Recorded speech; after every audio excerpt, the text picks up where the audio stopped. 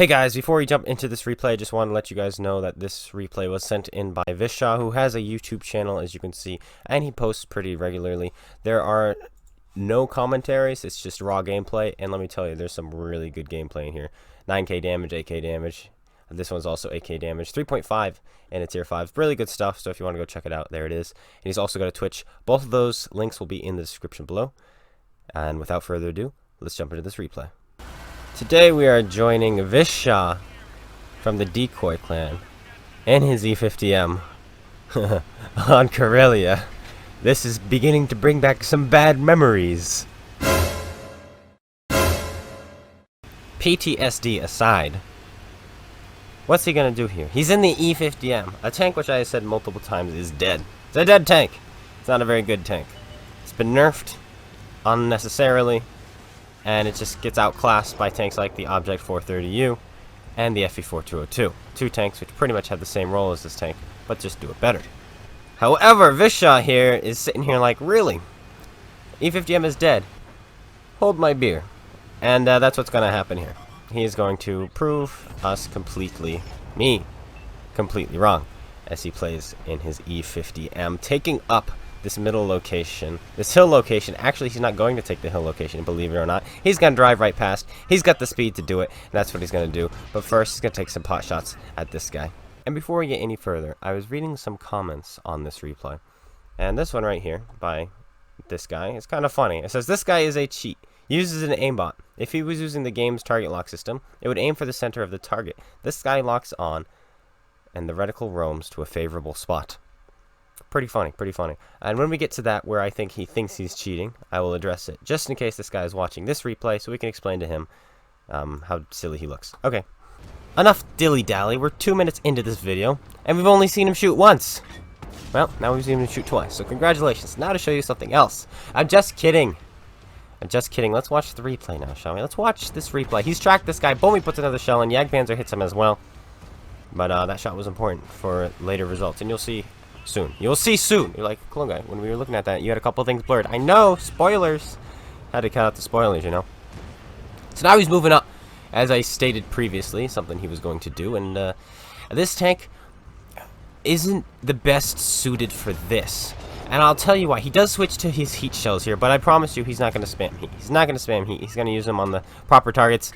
He shoots a waffle with heat. Switches back to APCI. I feel like he felt bad about that. He's like, oh my goodness, I just shot a waffle with heat.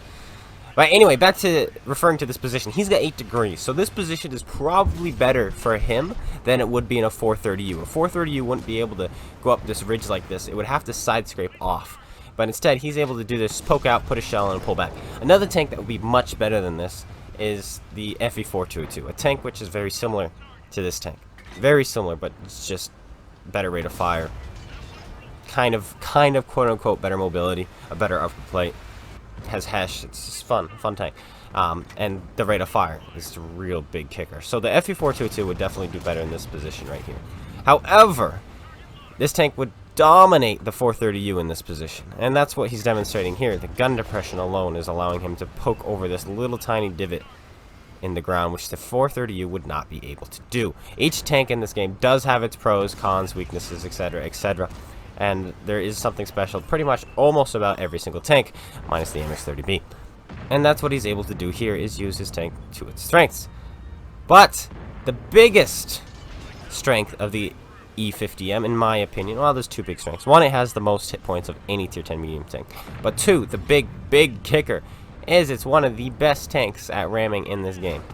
It can just go ram, and you die. There's a waffle around this corner. There's two waffles, actually. He tracked one, but now there's another one who is full health, and he's coming. He's got, he hates this E50M. He's like, you're playing a dead tank.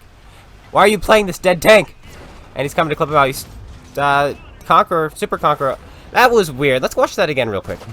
Okay, so we're going back to get the full effect. There's a shot from the waffle. Bounces off. That's his second shot, I believe. And here it is. Here's the Conqueror. Fires the shell. And you could say he backed into it, but he didn't back into it. Even if the Conqueror had fired earlier, he still would have hit the turret of the E50M. The trajectory never changed, but somehow he's blocking every single shell from this waffle. Bounces off the waffle. But did you see all the shots pinging off of the E50M? That was pretty crazy. But here comes 57 heavy. Puts a shell in. He fired in the right location. It just went a little bit high, it looked like, and bounced off harmlessly. He's loading the heat shells now for the 57 heavy. And this is why he's loading them, just so that he makes sure he kills them.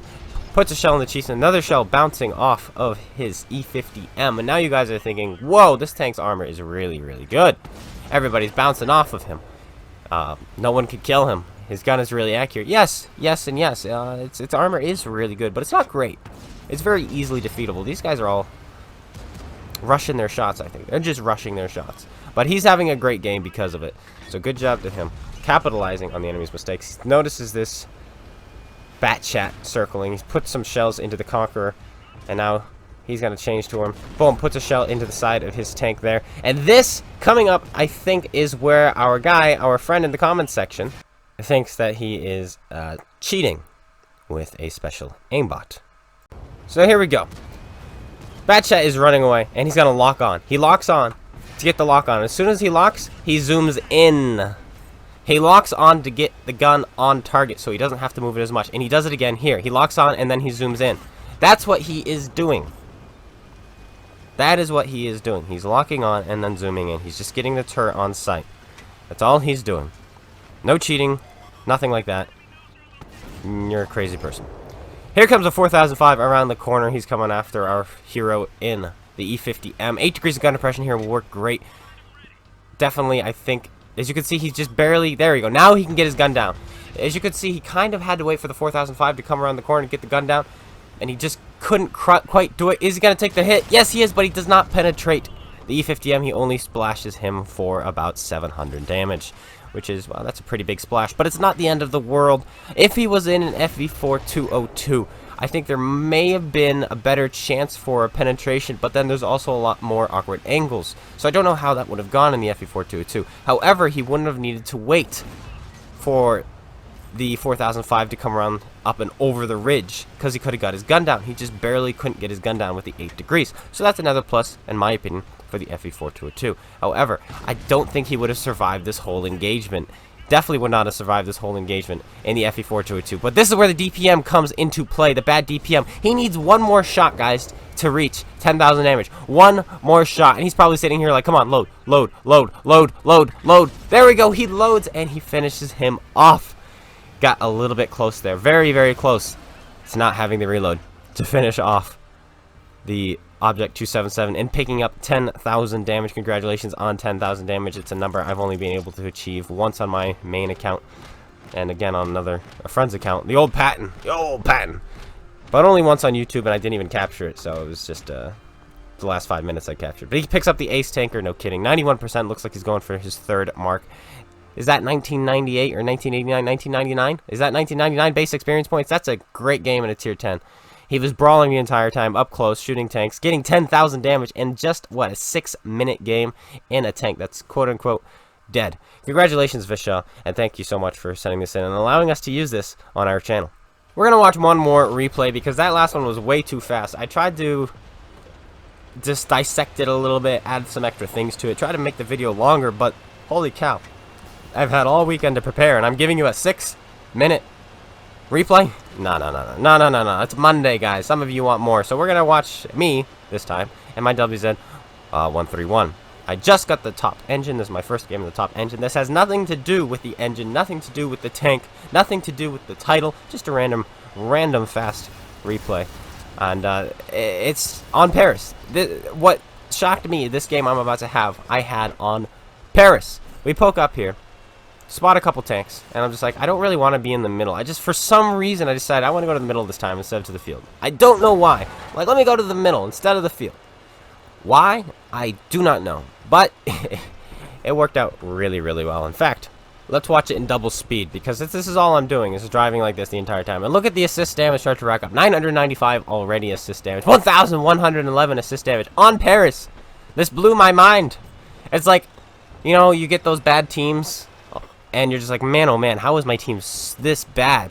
And then here I realize, oh my goodness, it goes both ways. So I'm thinking to myself, oh my goodness, how is the enemy team this bad? They're all just sitting there, and my team is farming them. Instead of going somewhere else, they're just like, let's just sit here and see what happens, guys. No, run away. Go the other way. This isn't going to work. Run. What are you doing? Hello! Enemy team, nice to meet you. But our assist is just racking up. Boom, we've taken a couple of hits, a couple of guys pushed, but not too poorly, not too bad, and we're still okay. And our assist is still going up. 3,661 assist damage we are up to. 4,102 assist damage we are now up to. It's insanity.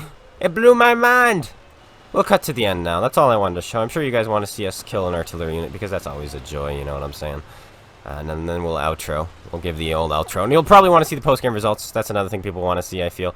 Boom, we've got the HE loaded. Put it in. 224. Rolled high on that guy. Not really. Our HE damage is 300. But I'm sure he wasn't expecting that kind of a roll from this. Because we were shooting HE. That is what we were doing. And he goes down. No problem. We put the gun up. Good game. A salute is what we did.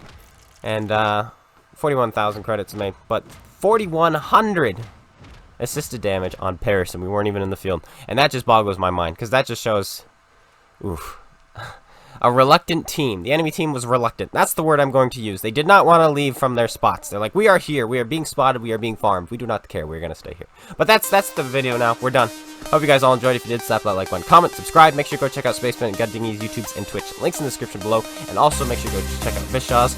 Links in the description below. And I will see you guys all later. Take care, everyone. And peace out.